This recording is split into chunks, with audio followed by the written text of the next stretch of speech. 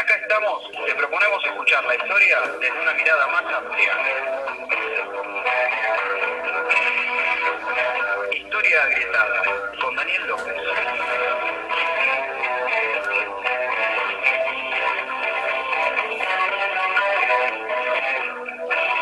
Acá estamos, miércoles después de las 18:30 horas, por FM 89.5, Radio Municipal de General Rodríguez.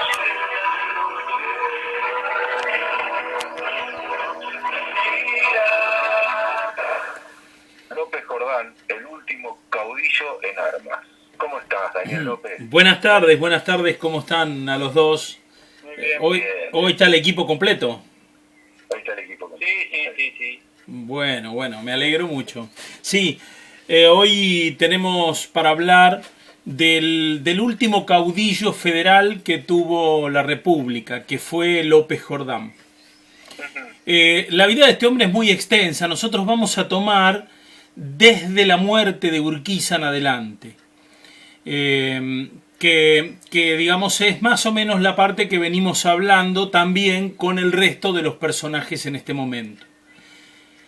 Bueno, lo primero que tenemos que decir es que en 1870 una partida de 50 hombres entra a la casa de Urquiza en Entre Ríos, al Palacio San José, cerca de Concepción del Uruguay, y lo asesina. Era un hecho inesperado, desde luego. Jamás se pensó que le podían dar muerte, incluso que le podía dar muerte gente de Entre Ríos, gente de él. Algunos de ellos eran empleados, incluso la misma persona que lo mata, que fue Nicomedes Coronel, es un empleado de él. Bueno, rápidamente está Sarmiento en el gobierno, y Sarmiento entonces los indica a López Jordán como el instigador de este crimen. Se hace un juicio rápidamente. López Jordán desde luego niega que él haya sido quien ordenó la muerte de Urquiza, y entonces ahí declara él la guerra por ambas partes. Sarmiento le declara la guerra a López Jordán, y López Jordán le declara la guerra a Sarmiento y al régimen, digamos, a la presidencia de Sarmiento. Y entonces ahí se van a desarrollar una serie de hechos durante unos 6 años que van a ser tremendos, porque van a ser unos enfrentamientos armados, muchas batallas por todos lados en Entre Ríos. Entre Ríos es una zona muy complicada, con muchos bañados, con muchos esteros, con muchos lugares inaccesibles. Y entonces ahí se van a producir una serie de hechos impresionantes. Por un lado, el gobierno va a mandar a las tropas de élite que tenía, digamos, a todos hombres experimentados que habían estado en la guerra del Paraguay. Va a mandar una tropa gigantesca de más de 10.000 hombres en busca de López Jordán. Y López Jordán también tiene mucha gente que lo sigue, tiene muchísimos seguidores, una tropa más o menos de la misma cantidad de gente. Pero hay una gran diferencia. Las tropas de López Jordán son tropas que van a ir armadas con cuchillos, con lanzas, con sables, y en cambio las tropas de Buenos Aires van a ir con la cohetería moderna que ya había, es decir, con los Remington. Claro, van a ir con una cohetería que se llaman los Krupp, con los revólveres Colt. Digamos, va a haber una cantidad de armas que va a ser definitivo. Entonces va a haber 3 periodos de revolución. En el año 70, que prácticamente las fuerzas nacionales van a diezmarlos. Él va a tener que escapar, vuelve en el 73 a reingresar al país, rearma su tropa nuevamente con soldados brasileros y también uruguayos. Arma una tropa grande y ahí de vuelta es diezmado. De todos modos, él intenta en esa segunda vuelta, la guerra de guerrillas, que en algunos aspectos por momentos le da resultado. Pero bueno, las armas son definitivas, y termina nuevamente escapando. Y finalmente, En el año 1876 es la última intervención que tiene, trata de volver, pero solo junta unos 800 hombres que no alcanzan como para formar un ejército, y pronto lo entregan. Lo entregan al gobierno de Corrientes, lo venden. Hay que decir, para esto es importante por ahí decir, que Sarmiento había ofrecido una recompensa por la cabeza de él, de algunos de sus seguidores también, pero particularmente por la cabeza de él, no la cabeza muerto, pero sí para que alguien lo delatara y lo pudieran capturar, de 100.000 pesos. Una fortuna sería esa época. Claro, hay que dimensionar eso, porque 100.000 pesos era muchísima plata en ese entonces. Un sueldo, por ejemplo, de un soldado raso era de unos 12 pesos. Unos 15 pesos ganaba, por ejemplo, un cabo. Y un comisario ganaba 150 pesos. Para tener una idea, Sarmiento ofrece 100.000 pesos como recompensa. Bueno, lo terminan vendiendo en el año 76. Lo capturan. Él estaba durmiendo. Lo capturan y lo llevan prisionero. Primero va prisionero a Paraná. Paraná es una localidad muy hostil para él, porque precisamente hay que entender que a él se los indicaba como el autor de la muerte de Urquiza. Él siempre dijo que él no había sido, que él era la persona que a menos le convenía, digamos, que lo hayan matado a Urquiza. Y dijo también que habría que pensar si el gobierno nacional no lo quería muerto a Urquiza. Pero bueno, eso está en el fondo de la historia, no se podrá saber. Lo cierto es que él lo llevan a Paraná y, bueno, no había condiciones en Paraná, había una controversia con la justicia federal y entonces lo trasladan a Rosario. A Rosario lo llevan al puerto, no había tampoco condiciones en Rosario para tenerlo. Hay que visualizar ahora que era tal vez el preso más importante que tenía el país en ese entonces. Una persona que había podido juntar una tropa de 10.000 hombres, realmente era una persona complicada para tenerla prisionera porque tenía muchos amigos. Lo tienen en el puerto, pero resulta que después, al poco tiempo que estaba en el puerto, hay muchas cartas en el puerto de la gendarmería, porque él está a cargo de la gendarmería del puerto de Paraná. Y hay muchas cartas de la gendarmería de la prefectura, pidiendo que tienen que reforzar porque tenían pocos soldados, unos 20 soldados y tenían 2 cabos nomás para cuidarlo. En unas instalaciones que no eran una cárcel propiamente dicha. Y bueno, después hay una crecida del río y entonces lo terminan llevando a lo que era la aduana vieja. Menos todavía porque entraba gente todo el tiempo. Bueno, resulta que eso fue en el año 78 y en el año 79 un día lo va a visitar la mujer con sus hijos, 2 hijas y un hijo. Entra la mujer y a medianoche se va. La mujer con con el hijo concretamente, se va. Bueno, todos los ven salir, los saludan, pero resulta que el que se iba disfrazado era López Jordán. Entonces se termina escapando, cruza el Paraná, Entre Ríos y después cruza Uruguay. Va a desaparecer de la escena militar, digamos, y ahí termina su carrera militar López Jordán. Ya no tiene más posibilidades de volver. Más adelante, Roca va a intentar tentarlo para sumarlo al proyecto político que él tiene, pero López Jordán prefiere esperar. Y un poco más adelante, al fin del gobierno de Roca, durante el gobierno de Juárez Selman, se va a dar una amnistía general y entonces él va a ser beneficiado con ese beneficio y va a venir a vivir a la ciudad de Buenos Aires, a la capital concretamente.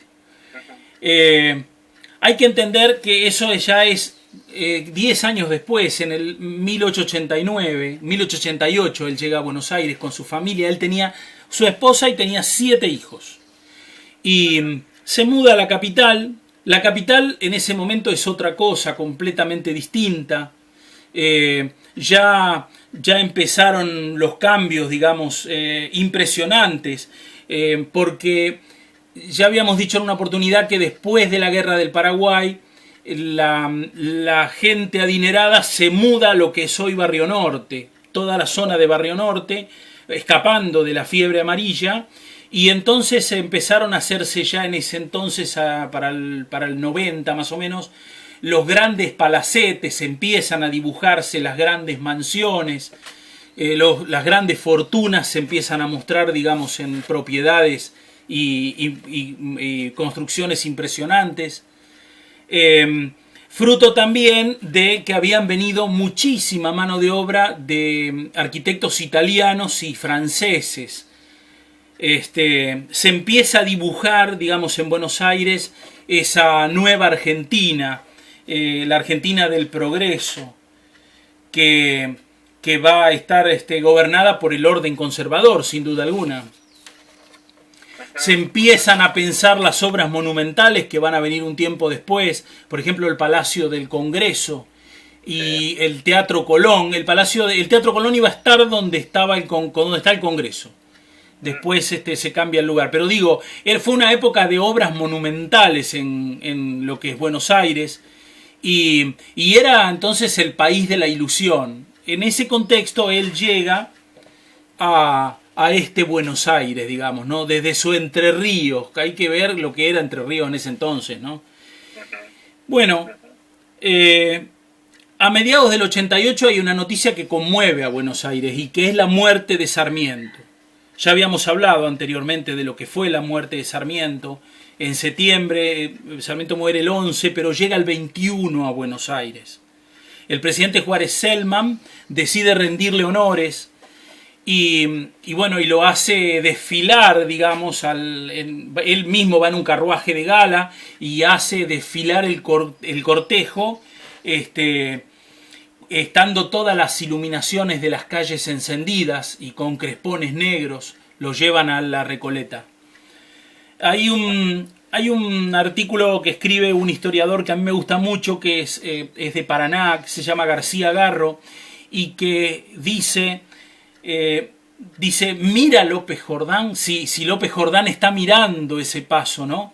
Esa persona que fue la que le puso precio a la cabeza de él, 100.000 pesos por su cabeza. Ahí está pasando el cadáver de su enemigo, como en la idea china, ¿no es cierto? Verás pasar el cadáver de tu enemigo. Siéntate en la vereda de tu casa, verás pasar el cadáver de tu enemigo. Él a lo mejor piensa en la miseria de Entre Ríos, en esas montoneras que vivían, en esas luchas desiguales contra esas armas impresionantes de Buenos Aires, que de ningún modo hubieran podido resultar en una guerra perdida de antemano. Bueno, poco tiempo después él camina, después del almuerzo, por la calle Esmeralda, y una persona desde atrás le da un tiro en la cabeza, en realidad 2 tiros en la cabeza. Intentan, ahí enseguida corren, porque había un general amigo de él, porque él se cruzaba a saludar a un general, un coronel, perdón, a Leira, y tratan de socorrerlo como pueden.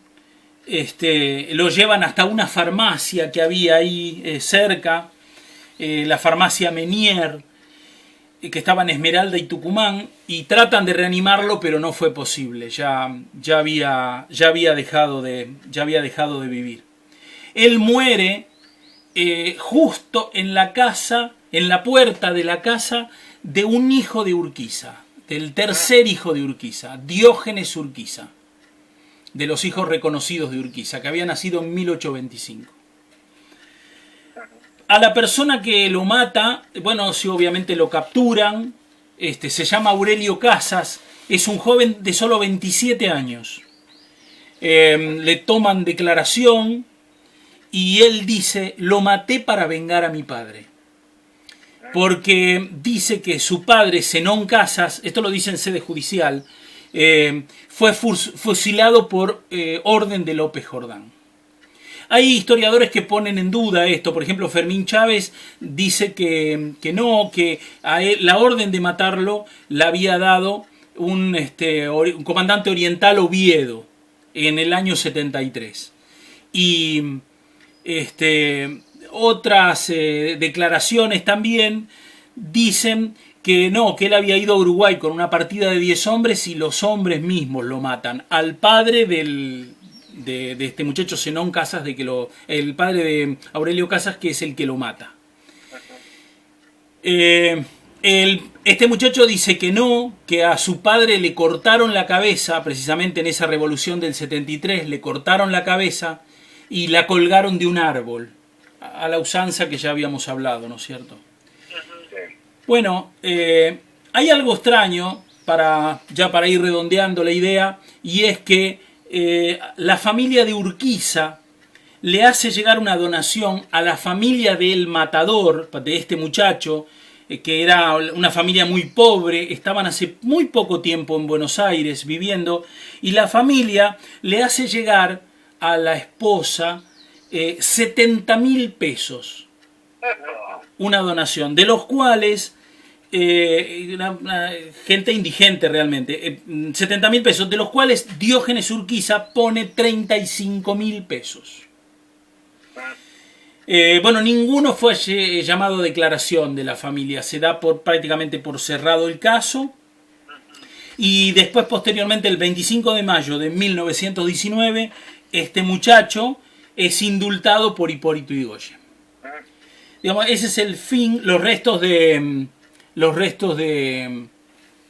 López Jordán los van a llevar nuevamente a Entre Ríos en el año 89, en 1989, que se cumplieron los 100 años, los 100 años jordanianos, y el gobierno de Busti de Entre Ríos reclama los restos y los hace trasladar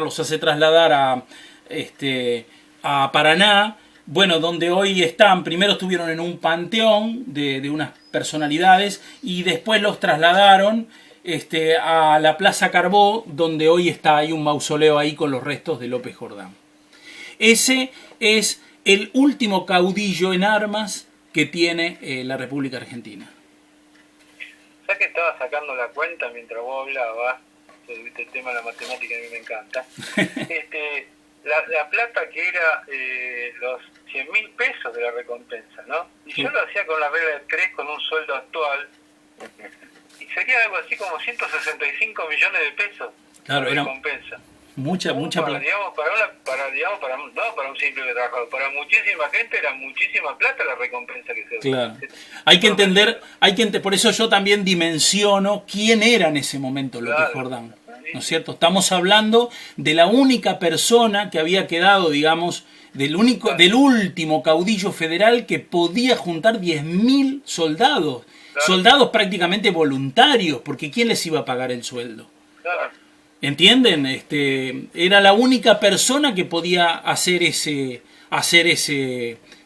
llamamiento. Que lo pudo hacer durante dos veces. En la tercera ya no tuvo, precisamente ya no tuvo esa posibilidad. Y aparte hay que considerar otra cosa, que antes, digamos, las noticias llegaban bastante tarde.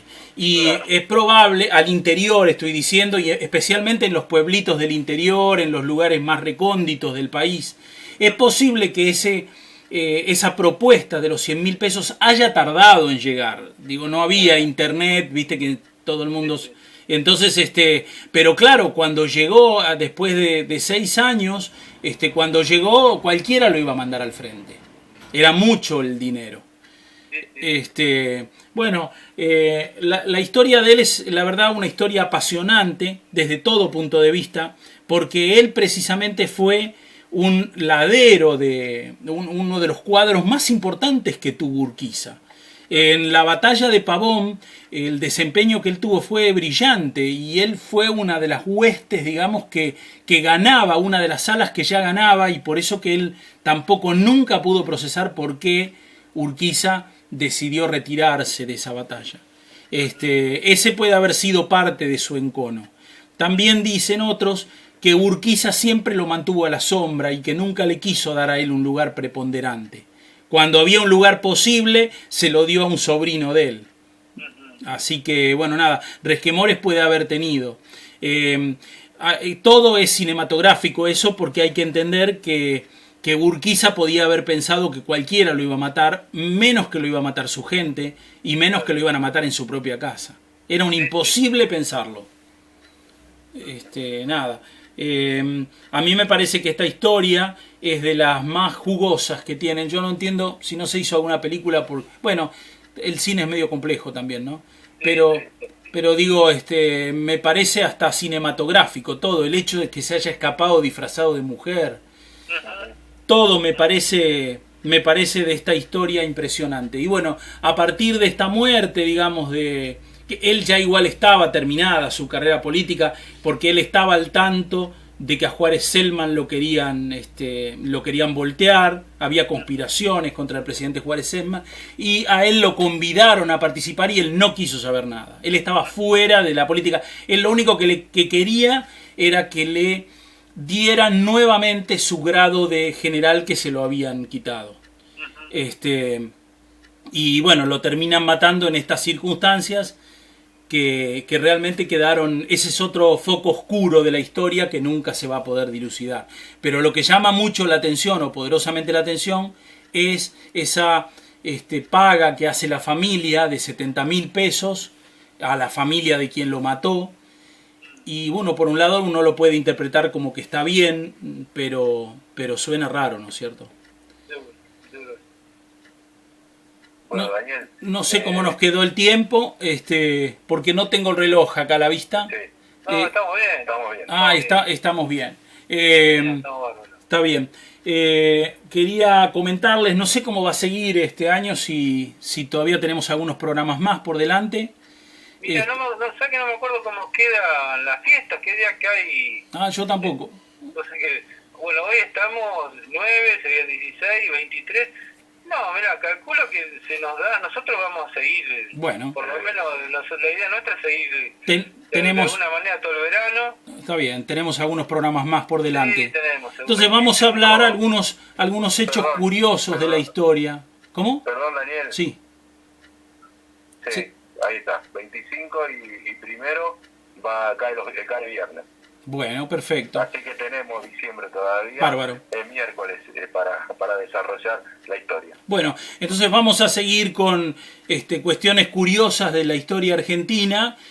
Tal vez no de personajes, pero sí cuestiones curiosas de la historia y de lo que vino posteriormente de la Argentina, que también es muy interesante. La nueva Argentina que se diseña, digamos, con la modernidad, lo que se llama modernidad, que aparte coincide con la modernidad en el mundo también. Claro.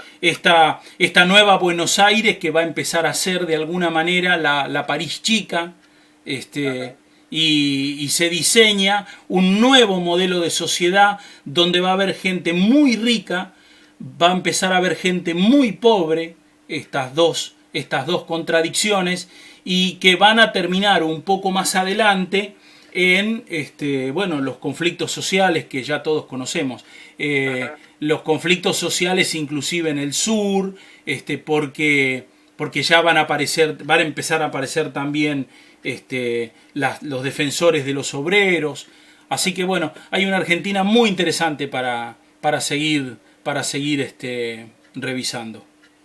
Se podría decir, Daniel, con estos personajes como López Jordana, con la muerte de Sarmiento, Urquiza, que en Argentina se comienza a cerrar este ciclo histórico del siglo XIX. Sí, se cierra sin duda ese ciclo histórico, y lo que se cierra, yo creo personalmente que lo que se cierra de alguna manera es, digamos, esa posibilidad de dos actores, uno o de dos miradas, una más federal y una más unitaria, y eso se termina, digamos, ya como posibilidad, ya prácticamente. Por eso quería mencionar hoy el tema de López Jordán, porque él es el último caudillo federal, y ya, digamos, a partir de ahí cualquier intento federal ya no existe más. O sea que entonces va a quedar de ahí en adelante un diseño de Argentina que va a ser precisamente por una sola fuerza. Que durante bastantes años da resultado en el sentido del progreso. Porque sí, hay unos progresos que no, ya digo, no son progresos en la Argentina, son progresos en el mundo. Y son progresos que van a venir a Buenos Aires. Porque si uno mira muy bien el resto del país, se va a dar cuenta que las provincias no crecen en la medida que crece Buenos Aires. Buenos Aires tiene un crecimiento astronómico y las provincias empiezan a quedar más relegadas, digamos, y a generarse una pobreza subyacente que después va a terminar con conflictos sociales más adelante. Va a haber ahí unos años, 20, 30, hasta 40 años podemos decir, donde se va a seguir generando ese caldo de cultivo que va a terminar después, más adelante, en conflictos políticos y sociales muy grandes y cambios muy grandes, ¿no? La política siempre es complicada de mirar y va de la mano de la historia, porque siempre es complicado mirar porque uno podrá ver grandes ventajas en esto y otros podrán ver grandes desigualdades. Y yo creo que las dos cosas existen. Bueno, Daniel, será hasta el miércoles que viene entonces. Bueno, muchas gracias por darme el espacio. Nos vemos el miércoles que viene. No, hombre, un placer, Gracias.